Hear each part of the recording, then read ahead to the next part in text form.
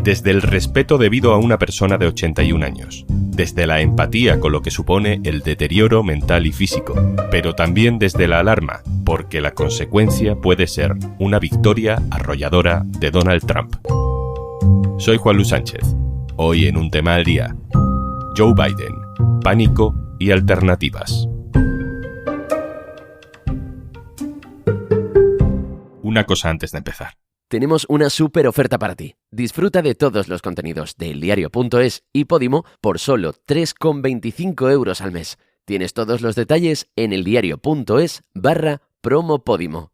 Este es Joe Biden hace unos días en el debate contra Donald Trump. Making sure that we're able to make every single solitary person eligible for. Al líder demócrata le costaba conectar ideas, a veces titubeaba, apenas se movía y su voz era débil.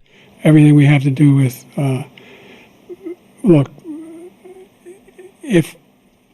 Para ganar este debate, a Donald Trump le valió con decir, dirigiéndose a los moderadores, algo como: miren, es que yo no le entiendo, no le puedo contestar porque no sé lo que está diciendo y creo que él tampoco.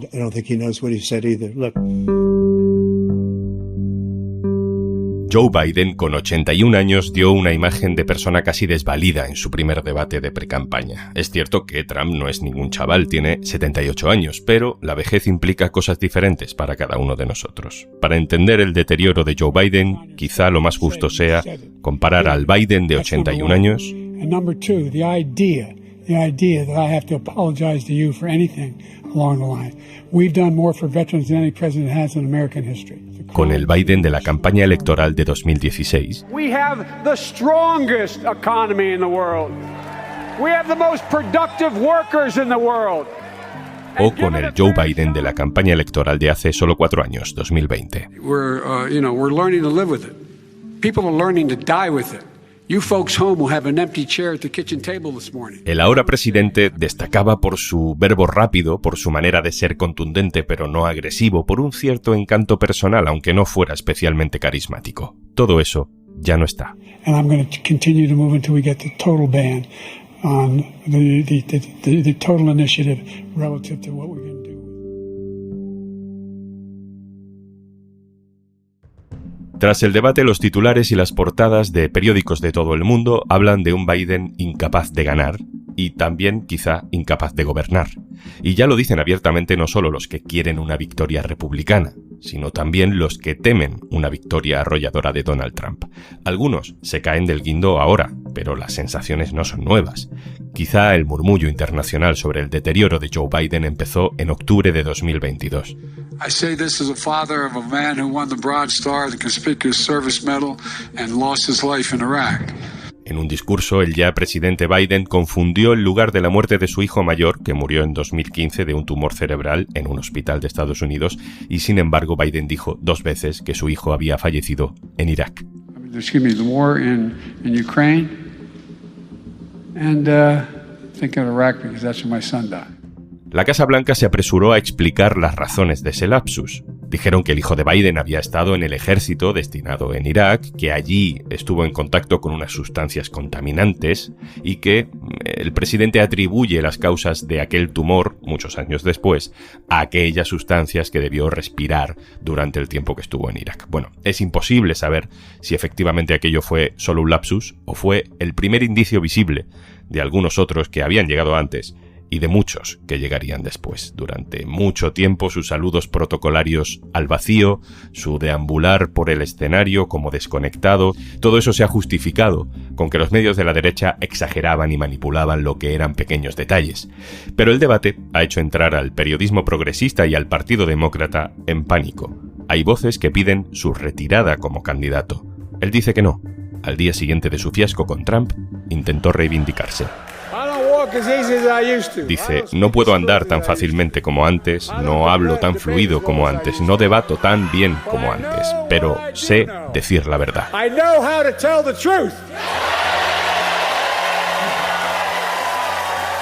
Y sé, dice al final, como muchos americanos saben, que cuando te caes al suelo, te vuelves a levantar. Esa energía momentánea, sin embargo, no ha servido para calmar los nervios de los demócratas que por primera vez de forma pública expresan o intentan calmar el vértigo que sienten con un candidato de 81 años ante unas elecciones cruciales contra Donald Trump. Íñigo Sáez Ugarte, compañero, hola. Hola. Íñigo, estuviste con Joe Biden hace unos meses, cubriste la cumbre de la OTAN del año pasado en la que estuvo Biden, le viste en rueda de prensa. ¿Con qué sensación saliste aquel día? Bueno, yo, al igual que el resto de los periodistas, pudimos ver más o menos de cerca todo lo que permiten acercarse a los periodistas, al presidente de Estados Unidos dando esa rueda de prensa, sin autocue, sin teleprompter, sin que tuviera obviamente escritas las respuestas. En el plano físico se notaba, era evidente que sus movimientos eran un poco, como decirlo, robóticos, ¿no? No podía moverse con mucha facilidad, ¿no? Pero en realidad ese día su actuación como presidente, digamos, de cara a analizar su estado mental y su agilidad mental, fue bastante buena. Su voz era un poco floja en cuanto a potencia, pero sus frases estaban en general bien articuladas, su sintaxis improvisada era buena, en fin, se le entendía más o menos bien, ¿no? Aunque perdía un poco el hilo a veces, cosa que le puede ocurrir a cualquier político de cualquier edad, ¿no? Pero no daba una impresión, pues por así decirlo, tan patética y penosa como la que se vio en el debate del pasado jueves. Ya sabes, Íñigo, que mi sensación es que si lo de Biden acaba mal, que si Trump arrasa y llegamos a la conclusión de que fue por culpa de la debilidad de Biden, la culpa a lo mejor no es de Biden, sino del Partido Demócrata o de los periodistas que no han sido suficientemente claros sobre algo que parece que han descubierto ahora después del debate. Es un poco tarde. En realidad se venía hablando desde hace mucho tiempo, prácticamente desde que en abril de 2023, el año pasado, Biden comunicó oficialmente que se presentaba a la reelección para el segundo mandato. Y ya entonces y en meses anteriores, varios medios de comunicación norteamericanos publicaron encuestas en las que la mayoría de los votantes, incluida una mayoría no masiva pero significativa de votantes del Partido Demócrata, creían que Joe Biden era demasiado viejo para presentarse a la reelección, para optar a un segundo mandato en el que acabaría con 86 años de edad. Entonces eso apareció reflejado en múltiples artículos para malestar de la Casa Blanca, incluso malestar personal de Biden, y no tuvieron ningún impacto en la medida en que Biden no iba a retirarse de la campaña, iba a presentarse unas primarias que tenía ya ganadas antes de empezar, y por lo tanto se hablaba del tema pero sin que hubiera ninguna repercusión política. ¿Cómo interpretamos que ahora sí militantes, incluso algunos dirigentes del Partido Demócrata, gobernadores, estén abiertamente hablando de desastre cuando quedan solo 4 meses para las elecciones? ¿Están intentando forzar algo? La razón de ese pánico es que el debate lo vieron decenas de millones de personas. No pueden ya ocultar lo que parece que es el estado físico y mental, el deterioro causado por la edad en el presidente de Estados Unidos, ¿no? La segunda razón del pánico es que son conscientes de que no pueden hacer nada. No existe, al igual que en España, en Europa, un aparato del partido que sea tan poderoso como para forzar la mano a algunos políticos en situaciones realmente dramáticas, ¿no? No funciona así allí los partidos. Cuando el presidente, por ejemplo, pues en el caso de Biden, del Partido Demócrata, el tiempo que está en el poder, en la práctica es como el líder nacional del Partido Demócrata, ¿no? Todo el poder se concentra en la Casa Blanca y el Partido Demócrata, su estructura funciona solo a expensas para ayudar al presidente en cualquier cuestión política, de financiación de campañas electorales, ¿no? De ahí viene ese temor y quizá también ser conscientes del error que hayan podido cometer los que no presionaron en los ámbitos que pudieran, ¿no? Para que Biden dejara paso a otro candidato más joven, ¿no? Ahora mismo se reconoce que la clave de todo esto fueron las elecciones de 2022, las elecciones legislativas al Congreso 2022, que fueron mejores para los demócratas de lo que se esperaba, ¿no? Mantuvieron el control del Senado y redujeron un poco la ventaja de los republicanos en la Cámara de Representantes, ¿no? Y todo el mundo se dejó ir, pensó que si los republicanos habían perdido votos era un buen augurio de cara a las elecciones de 2024, ¿no? Y en ese momento Biden no daba esa imagen física tan desvalida como ahora, ¿no? Y al final, bueno, esto ocurre como en la vida, como las personas que tienen la edad de Biden, que pueden sufrir un deterioro muy repentino en un relativamente corto espacio de tiempo, de unos meses y que ya no sean las personas que eran antes.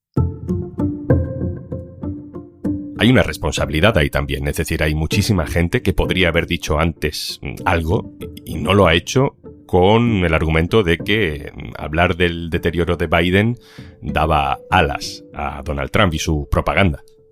Evidentemente en eso no se diferencian mucho los demócratas a otros partidos del resto del mundo, ¿no? Cuando se considera que el adversario principal, en este caso Donald Trump, no solo es una amenaza a ciertas ideas, sino que es una amenaza a la misma existencia de la democracia, cualquier comentario o crítica que algunos piensen que puede beneficiarle, directa o indirectamente, se considera poco menos que una traición, ¿no? Y es por eso que dentro del Partido Demócrata, pues la mayoría de la gente que tuviera dudas sobre el estado de salud de Biden para afrontar una segunda campaña, pues como muchos expresaban en privado, como fuentes anónimas, algunos medios de comunicación, o en cambio, pues muchos otros sencillamente no hablaban del tema con periodistas o no hablaban del tema en público, ¿no? Pero el problema persistía. Es evidente que el razonamiento de el peligro que supone una segunda presidencia de Donald Trump se puede hacer en los dos sentidos, ¿no? Para pedir el apoyo a Joe Biden en esta campaña o también para afirmar, como dicen algunos, que el riesgo de esa presidencia de Trump es tan grande que Biden debería sacrificarse, permitir que fuera elegido un candidato de menor edad, más joven y con ideas que pudieran convencer a la opinión pública norteamericana. ¿Esto puede pasar? Es decir, más allá de que sea probable o no, ¿se puede reemplazar a Joe Biden como candidato demócrata a estas alturas? Después de unas primarias en las que los partidarios demócratas, los votantes registrados como demócratas han votado, no se puede sustituir a Joe Biden a menos que él mismo renuncie a esa candidatura o si se produce su muerte por un accidente, obviamente en este caso, ¿no? Pero no hay ningún mecanismo formal ni informal por el que Biden se pudiera haber obligado a dimitir como candidato, a renunciar a la candidatura.